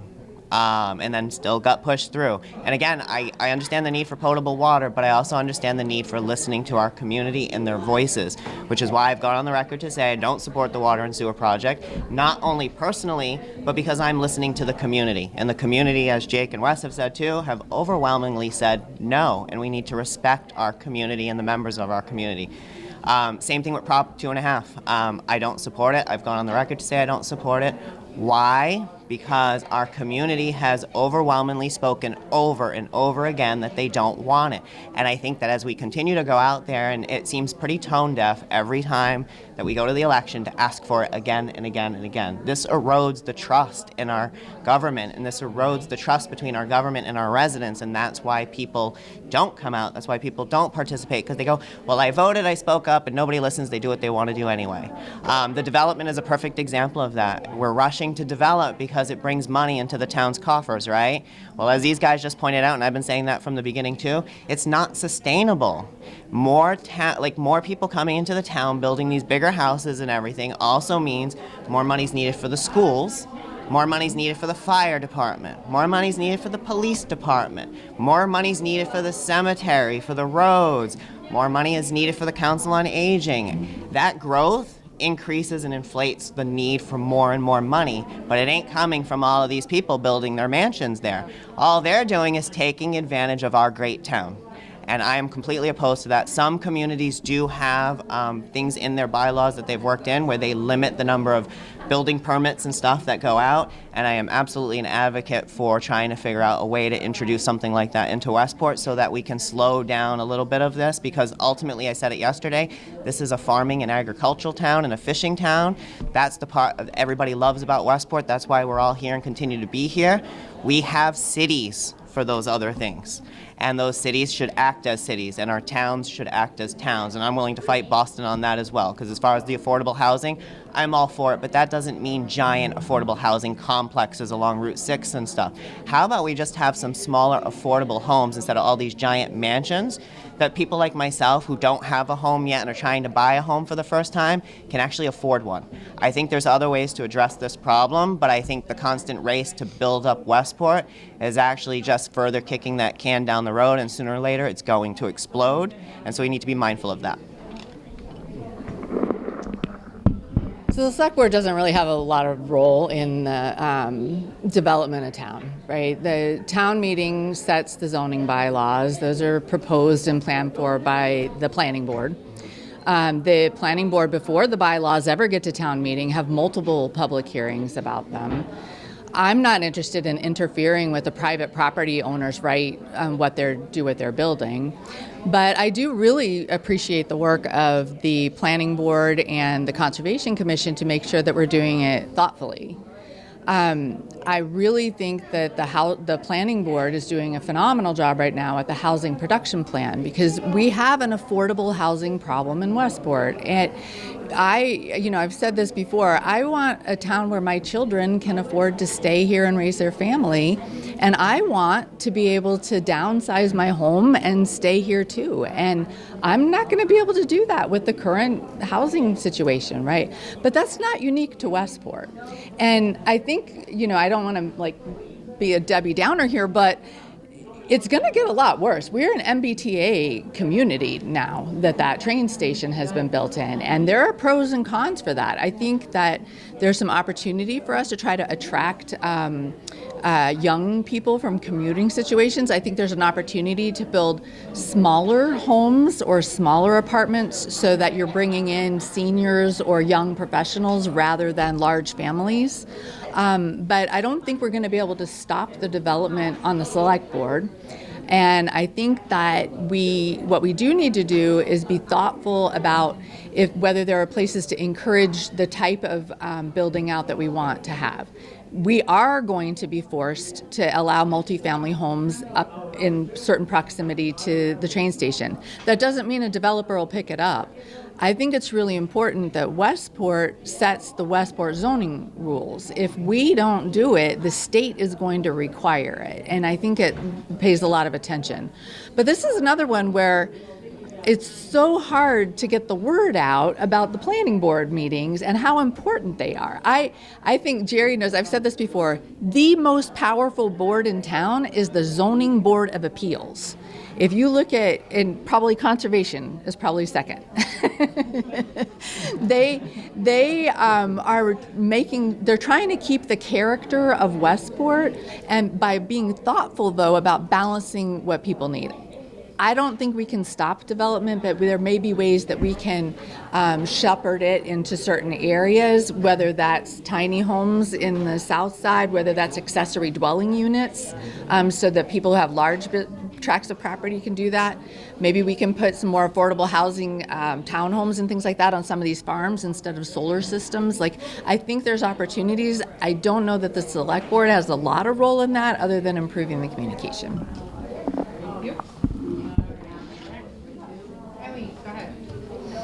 I wanted to thank you all for coming today, and thank you for your willingness to serve us people in town. It's a lot. It's a lot to stand up and say, vote for me. That being said, I got to be the chair of the advisory board here for the Council on Aging about a year ago. And we spent the last several years working on a strategic plan. And I think we made I have my teacher's voice. I think, sorry, Jerry, I don't mean to corral you there, but hey, you know. Okay. We have a strategic plan that we're pretty proud of. It took 2 years in the making of hard work, regular meetings, and I think we may be the only agency or program in town that has a strategic plan that's current. We sent a questionnaire out to every household that had a individual that was 55 and older. We got an enormous response back. We were collating that. Part of our mission was to get it done. We worked with the high school, we worked with UMass students, we used volunteers. They didn't need a whole lot of training or hand holding, but they were teachable. Our 4 points that we came out with in our strategic plan is that we need the seniors in town, that are now more than half of the population, want better communication. They want, okay, so this is a theme we're hearing all morning. They also want the Council on Aging to keep up with trends. We are the, what do they call us, the silver tsunami. This is the realistic, the demographics of the state, of the country are such that you all are going to, who are not 55 and older, are going to have to deal with us. And many of us are active. I was working until I was 70. So, I think that this is something that is the real world. Most of us, as David pointed out, we want to volunteer. And there's limited ways to get your foot in the door. I had to live in town more than 10 years before I knew that there was a north and a south. And of Westport, it's like, okay, and where is this board invisible line that I've crossed? But nonetheless, we have been told by the people to keep up with the trends, and that's what we're doing. We have won awards with the Massachusetts Council on Aging. We're fortunate to have Bev. We participate every year that we can on our conference. We are up for perhaps the 3rd time to be able to be presenters for programs that we're doing here. And that's what people don't know. From our strategic plan, overwhelmingly we hear that people want activities and programs. Low impact programs, things that don't have to cost money. I've been after a walking program for several years. I need to walk. I live on a street that I will get killed if I could ever get there. It is, I mean, it's not funny. I mean, there's no place to really walk. I have to drive to the high school. I don't play pickleball, and David also serves on the board, and he, you know, we've been everywhere looking for pickleball. Neither one of us are going to be playing pickleball. Housing is an issue that for seniors. This is one of the things that probably is the overarching theme, is that our seniors, everybody who is here wants to age in place. All right? And so, and I taught geriatrics. I taught gerontology. And guess when the textbook starts? Age 25. All right? So we're all aging together. This is a process for social needs. I think that what I also, sort of my question, I guess I'll get to it, is that we have been trying to use other resources for our activities and programs. There are times that we're double booked in a room. We have a classroom downstairs, like here, we're double booked here.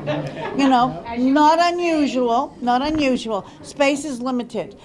Several of us have been trying to find out how can we nicely get in to use the old high school, if you want to call it. We're trying to promote it as a community campus. It's for everyone. Now, you have to, you know, like, and it's been hard to get a straight answer from the town, and you know, everybody's at fault, so we're all responsible, I guess. If they can have 105 kids in there for before and after school program, and they can have 140 children playing basketball in the afternoon, what the heck is wrong with the rest of the 8,000 people who aren't allowed to just walk inside or to have their exercise classes? We have waiting lists. It's an abomination. Why should the Council on Aging have waiting lists for exercise programs, for activities, you know, when we have an empty space? So that being said, what can you do to help us solve our problems here? Since we only get about a third of our budget from the town, the rest of it is fee-based, and so when you say for maintenance, we're seniors. We don't mind chipping in and paying for somebody's salary. We do it all the time. We were on the receiving end too. So how would you help promote us being able to problem solve? And that's it. I'll start. Sure. No biggie. It's a big question. It is a big question. So again, as I've mentioned, I'm an absolute advocate for using the old high school building, not losing it at all, and making it work for our town. I absolutely see it as a campus for the town, for all the townspeople to use. I know there's hurdles and there's blocks, as there is in everything in government, unfortunately, because everybody has control and people don't want to share control. Again, one of the things I'm running for isn't just communication, like improving it between our town and our residents. I really think there's a strong need to improve communication between our town departments. There needs to be improved collaboration for sure. We have the Council on Aging, we have the Rec Department, we have after-school programs, we have need for space, and for some reason we don't have an ability to share space and work together cooperatively. And I'm absolutely against that, and I know that because, again, the questions even come up in the rec department for certain things, like we can't use the facilities for that, we can't do that. So on the rec side, I know they face similar problems that you guys are facing, and you guys are, again, larger size of the population, 54%, right? So there's no excuse for it, really. I think, again, one of my goals coming in, if I have the opportunity to sit on the select board, is to find ways to improve cohesiveness and communication, not only with our residents, but within our departments, and get our departments working together. And I absolutely think volunteers, again, is something that's underutilized. This came up at one of the earlier debates at the Point in the south end, right at the Point. One of the people there was indicating how one of the towns she previously lived in, their whole Board of Health department was actually volunteers. So it's pretty sad that we have people willing to step up to the plate and then we don't embrace them. So again, that's something that I would absolutely like to see change, and I'd like to see cooperation more on a town level, departments learning to work together and cooperate together for the greater good of our community. Can I just interject one thing? And I'm loud, so I think people will hear me.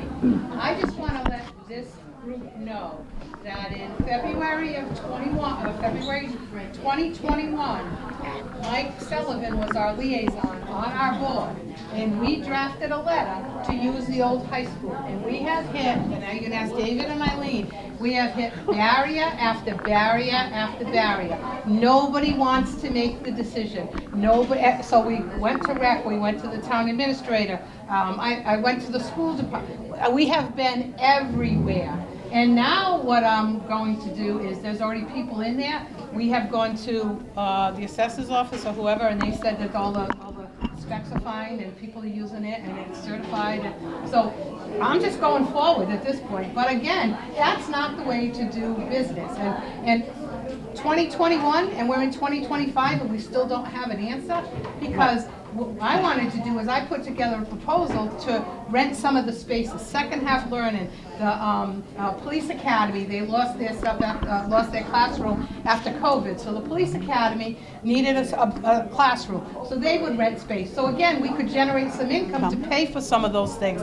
And everybody, they even had a committee, a reuse committee, and we sat on the committee, and we talked about it. It was the food pantry, it was one of the churches, it was second half learning, it was the police academy, it was us. If we all put a little bit in, if we could at least help defray the cost, okay?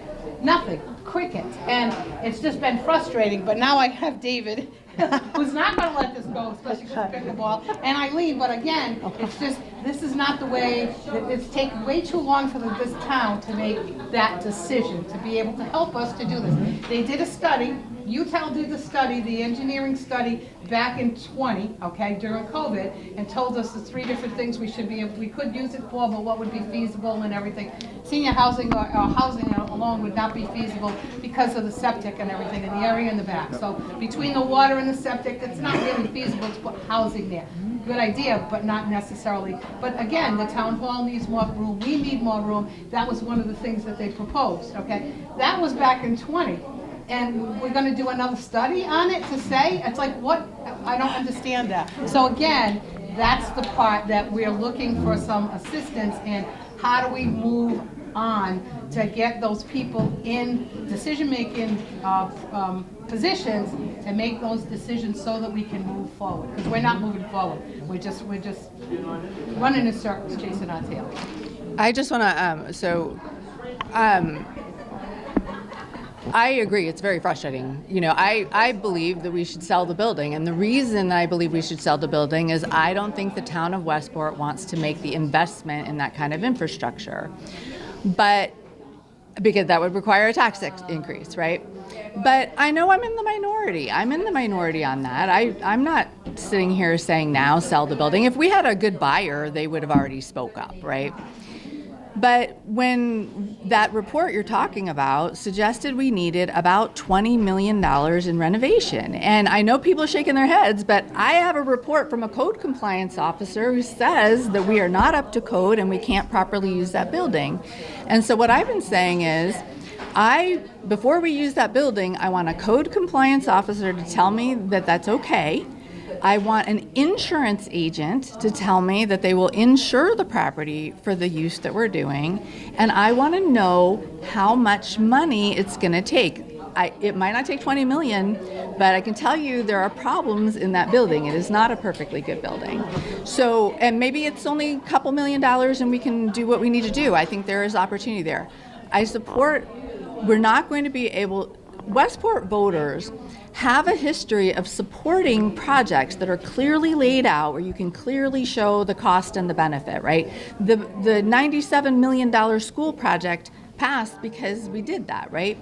I think in order to get funding for reuse of the building, we need to put together the plan. We need to show, hey, we're going to spend a couple $1 million for renovation, but you're not going to have to renovate town hall, or you're not going to have to upgrade the annex, or you're going to save money by moving out of the council on aging. So I now support the work that's putting the proposal together. I think that committee, one of the things I have learned is that you need to charge the committee with something specific. I think that we spent too much time churning, what should we do, what should we do, and listening to all these good ideas. But now the committee has been charged with putting together the plan for a proposal for making that reusable municipal space, so moving the municipal offices. So they have a target now, which I think they floundered a little bit. I was not on that committee. They floundered a little bit, but I think they have a target.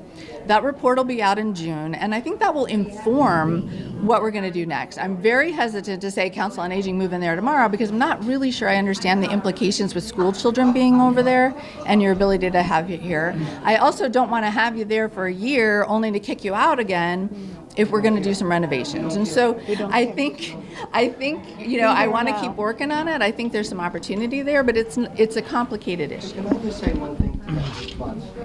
I think it's important to know that we're spending too much time in town getting to know as opposed to getting to yes. Okay? And getting to yes, the problem with the old high school is that we're always talking about getting to know, $20, $30 million. You can't get around it. I was on it. I was there before there was a committee. I went around and around and around and around. I used to work at the BRA, so I have a little history of working in development. Okay? Our proposal that we're talking about is to have it be an educational, it's continue the use that it has now. And all the conversation about that building is about some other use, which requires all this extraordinary renovation. And we're saying that no one will hear us. We do not want to do that. We want this to be an educational campus center, okay? And incrementally, give us 3 years, okay? We'll tell you, we don't want your money. I know you can't hear that. We don't want your money.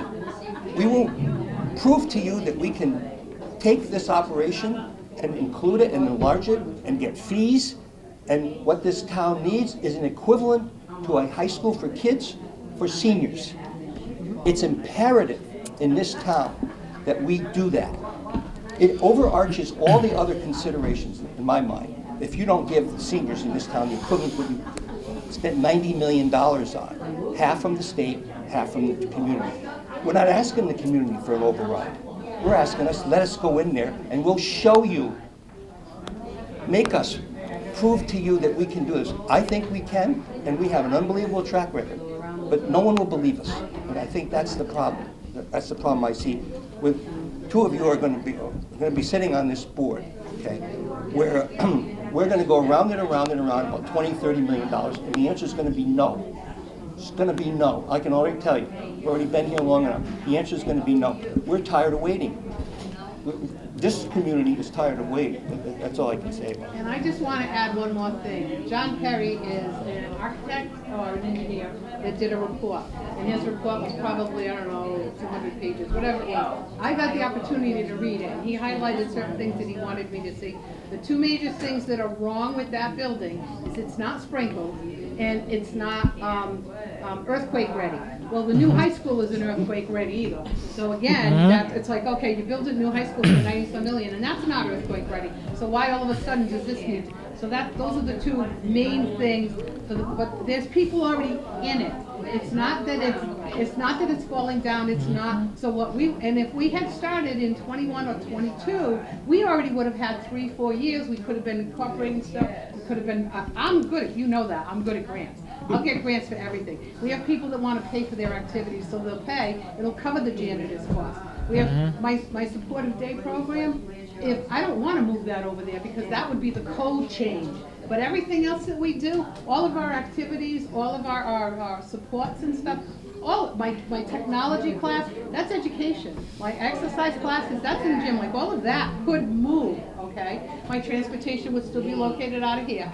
But supportive day, if we had this building for supportive day, you see how many people are here. I could open up 5 days a week.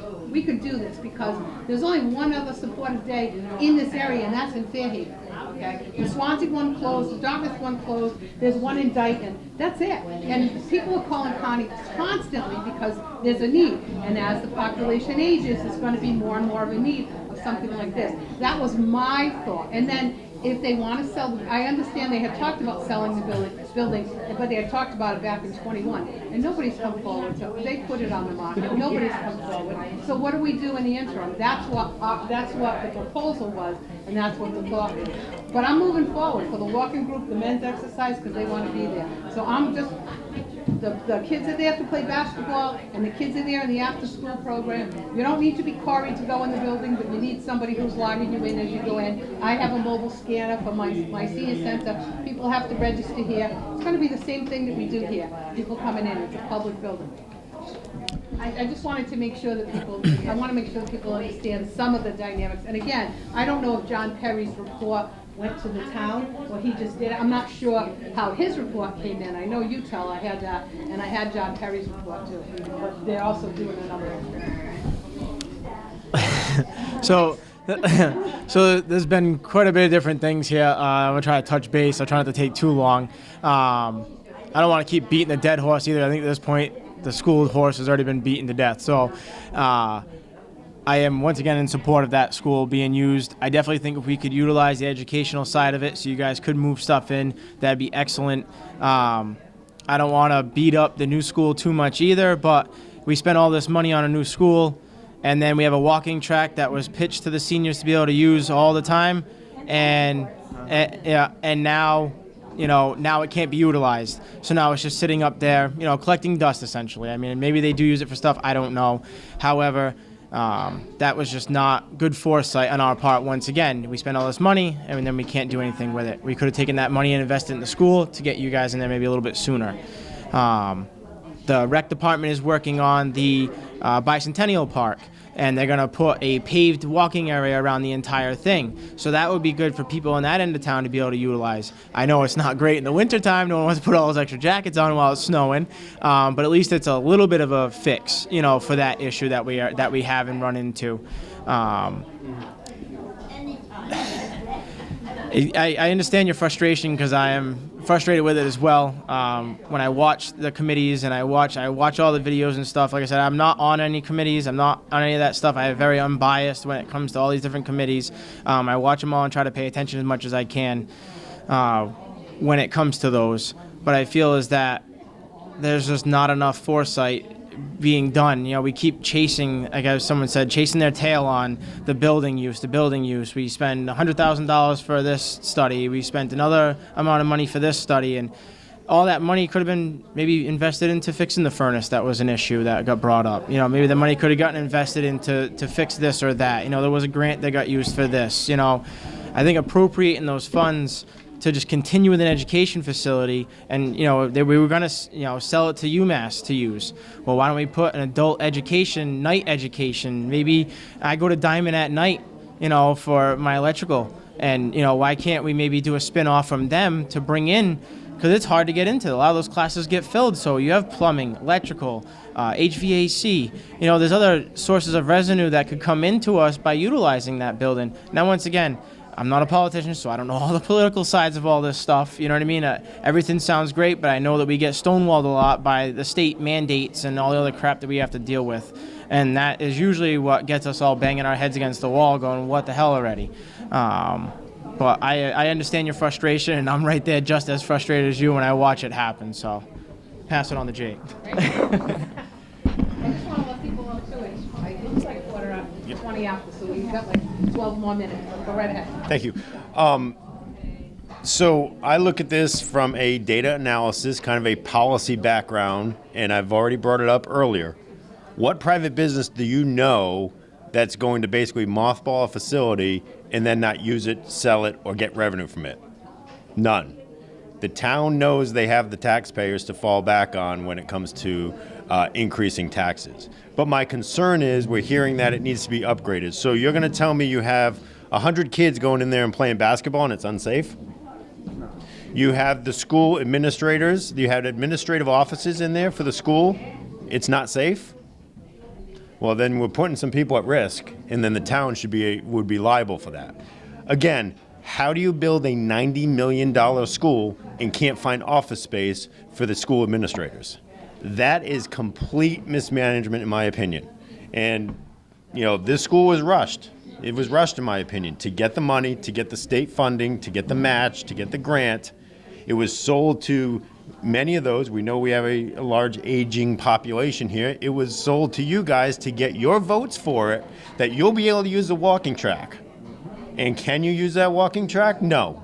Well, you got to get a Corey check to go in there and then walk at 4 a.m. That's the only time you can use it? Come on now. I mean, this is the message. So if they were able to message well on that to get to school, but they can't message on water and sewer in the north end in the construction on that. So that's my major concern, is that, again, from a private business standpoint, a private business, a policy, a legislative guy, a lobbyist, let's put forward the correct information, make an informed decision, and go from there. If it's going to cost that money, taxpayers may have to take on that, but at least we will get it in a place that it is usable and maybe producing revenue. I have heard the discussion about Bristol County not having a police training facility. That is a classroom space. You get income from the state. Then you use the gym, and you still have access to the fields, and then the Council of Aging can go there.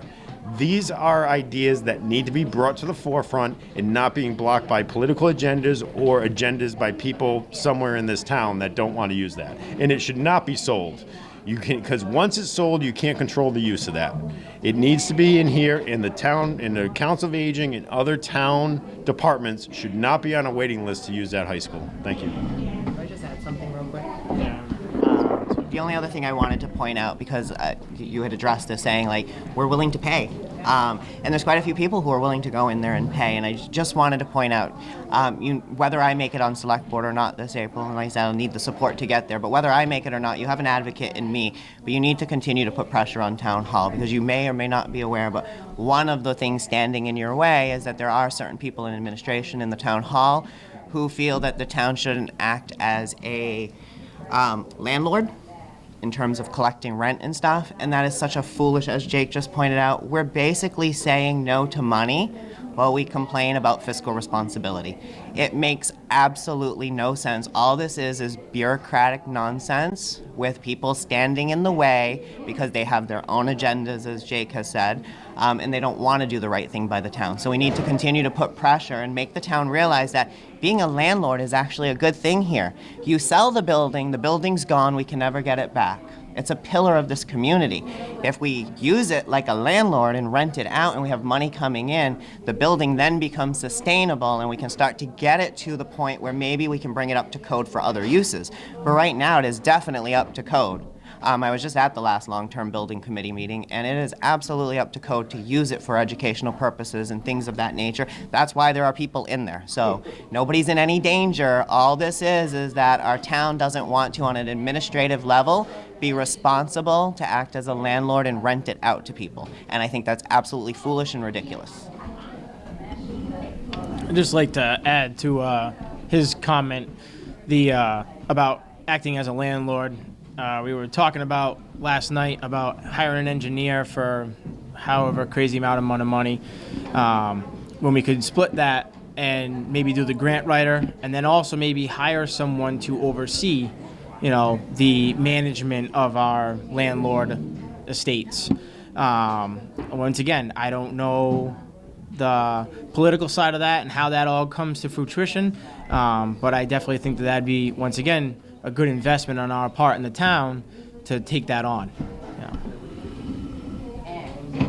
Jerry, you got a couple minutes. Go ahead, Just a couple of comments. You mentioned being a landlord, for example. This town is a landlord in a few places, but they don't do a very good job at it. Exactly. Okay? We don't charge anywhere near market rents. We rent to a profit-making business for very little money, and so that's I just want to correct that. The $97 million school, I think we better add up the numbers a little more, okay? Because we bought property, the Costa property next door for $1 million. Yep. Okay? For a community recreation area and so forth. That's what we were sold. Okay? What happened? The Board of Selectmen turned it over to the schools. We got the Council on Aging. I was a part of the men's exercise class right in this room, okay, for years. I was one of the early people, years. I got injured. I had to drop out. I can't get in there again now. I came back one time, I was over in that corner. I couldn't even see the instructor or anything here, okay? And I can tell you from a personal experience that exercise class was absolutely crucial to me all those years. And I haven't been able to get back in it in any reasonable way. And all that time, we had that school up there that we could have been going to, but we couldn't use it. Nobody could use it, right? But it's filled with school kids because we turned it over to the schools. And I just think that's wrong. I mean, there's so many issues. You talk about the bicentennial park. I was on the Recreation Commission in the 70s when we established that park. And I was informed that I have a $300 trust that I personally gave, and is still sitting in the town hall, unused, for the maintenance of that park. It's things like that. And I'm a long-term volunteer. I've been volunteering in this town for 54 years. I think we, because of money, we depend way too much on volunteers. Even though we want more volunteers, but we need some staff that can do things. We, numerous committees I've been on, we have nobody even take notes. So there's no record of it. It's just so much to it. And so much of it involves money, and I don't have an answer for that. Thank you. Thank you. I know there wasn't a question there, just a quick follow-up. What place in town can you build a home when you don't have a septic or a well ready to go? And that is, again, mismanagement of that school. You spend $800,000, $1 million for that campground to find wells for a high school. That's a problem, in my opinion. And I'm going to tell you, I sat on conservation when they came up on the well issue. There were only 4 members there, and I did not want to vote for it. I did not want to vote for the fact that we were now acquiring land to find wells for a $90 million school, $100 million school. I unfortunately voted for it because I probably would have been burned at the stake if I didn't. So that's the concern. Thank you. Just to sorry, Donna. Just to touch base real quick, I am in agreement with you on the landlord piece as I watched, I forget what meeting it was, and found out what they're actually charging for rents for some town-owned apartments in town are substantially a lot lower, than what I was paying when I kept looking around. I had to leave for 6 months and go get an apartment in Fall River and then move back. Because I couldn't afford or find anything at the time. And even then when I did move back, I think my rent was like right around $1,100 or so. And then to find out that people are paying underneath that is kind of crazy to me. I mean, Sean has brought up numerous times, she wants a place that, her kids can live in, and that's what I want too. But unfortunately they can't. People are charged crazy. I mean, it says $1,100 for a week in some of these houses, never mind a month. And then you throw into the curveball of trying to buy a house that's, $550,000. I mean, it's just crazy to me, And I want to stick to time, but I do want to say something. Thank you very much for our panel. It's been very interactive. It's been wonderful. Do you still want to run after all the questions and all the problems we're telling you about and all the issues? Wes and I may only be 1 year for either one. Yeah. It may be one and done. I keep saying it's only 1 year. We'll see. Well, thank you very much, and we do understand sometimes with municipalities in the state and the federal policies and regulations that there are things we can't do. And while the select board may want to do them, there are certain things that they're put upon them they can't do. Just like with the sewer and the water up on in the north end. I live in Somerset, so I'm sort of out of this, which is a good thing, I guess. But I just, thank you very much. We do appreciate all your time. And I wish you all luck. Everybody was wonderful. I wish we could put you all in, because you all have very, very good ideas and spoke very, very eloquently about what you want to do. So thank you very, very much. Thank you. Thank you. Thank you.